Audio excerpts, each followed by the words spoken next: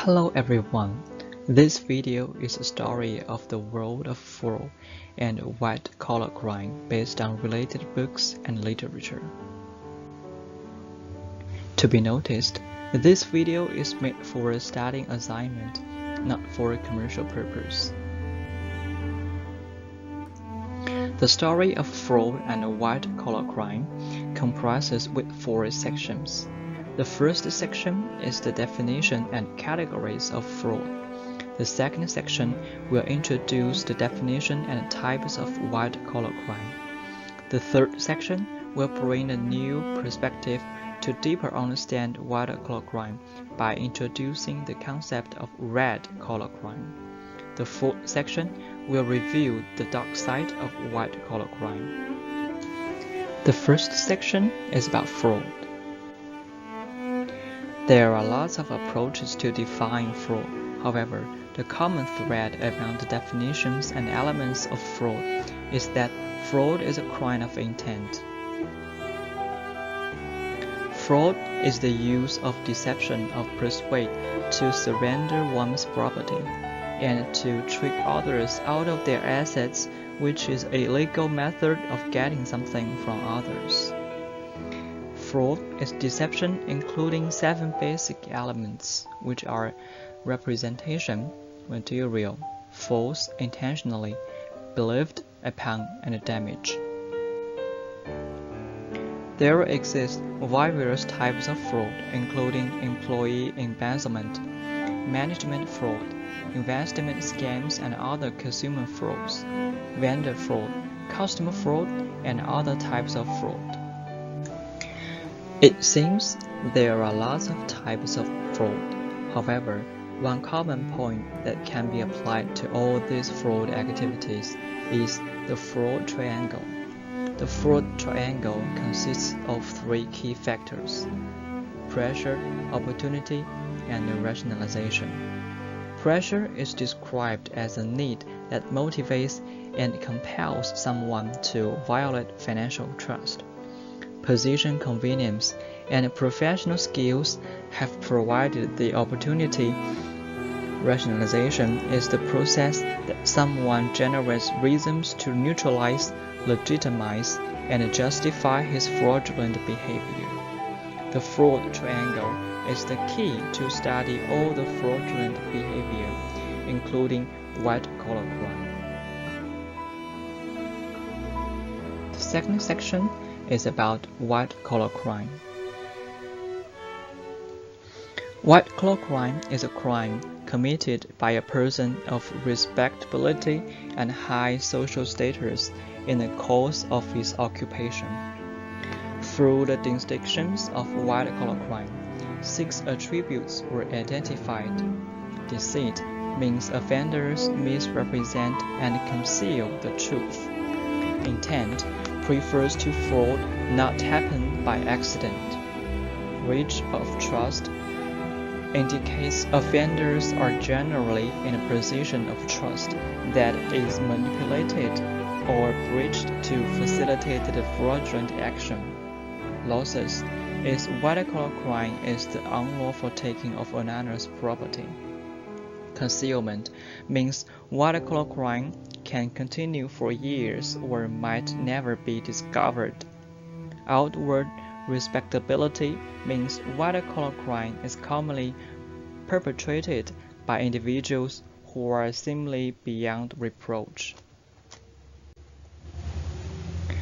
There are lots of types of white-collar crime, from securities and commodities fraud to bank fraud, which generally encompasses a variety of frauds committed by professionals, corporate leaders, businesses, and public officials for unlawful financial gain.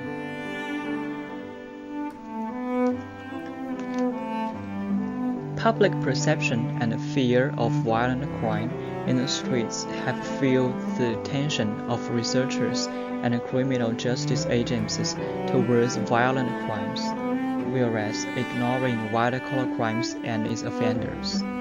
Courts, even academies, have treated white-collar crimes less severely, and even suggesting that no one feels the injury, or the injury is substantially more indirect.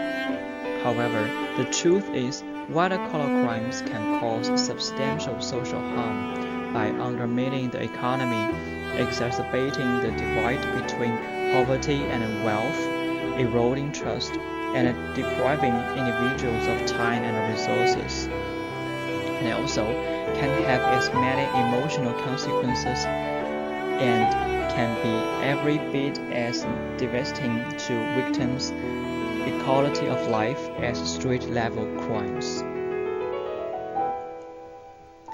The third section is about red-collar crime. One major misconception of white-collar crime is the notion that white-collar crimes are not violent. This is a dangerous misconception as it implies white-collar crimes are not that harmful. However, white-collar crimes can involve violent actions, and when criminals are faced with the risk of detection, white-collar crimes would turn red-collar crimes. Acts of violence were committed as a means to conceal the fraud through silencing the victims or victims who had detected or were in a position to detect the crime.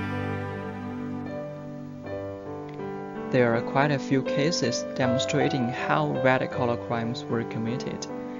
The Robinson case, the Walker case, the Dennis case, and the Irving case. Those cases share a common point, which is they all started with financial crimes, but ended up with someone being murdered.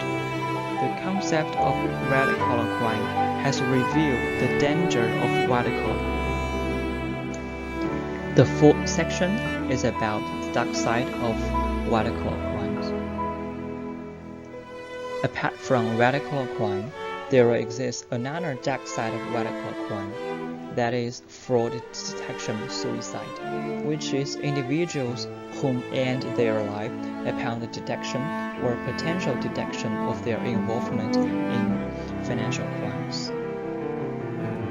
There are also quite a lot of cases showing that fraud detection suicide is common in white-collar crime. Every white-collar criminal is a suspect for suicide as they all experience negative life events during the proceedings of the case.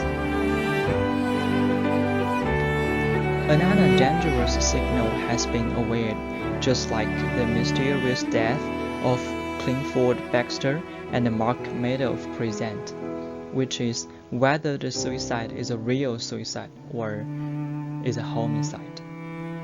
Homicides can be easily classified as a suicide if the acts of a perpetrator create a crime scene that gives that complexion of a suicide. Murder can be made to look like a suicide. Someone who is knowledgeable about forensics can very well have the ability to stage a murder, commit a murder, and stage it to look as if it was a suicide.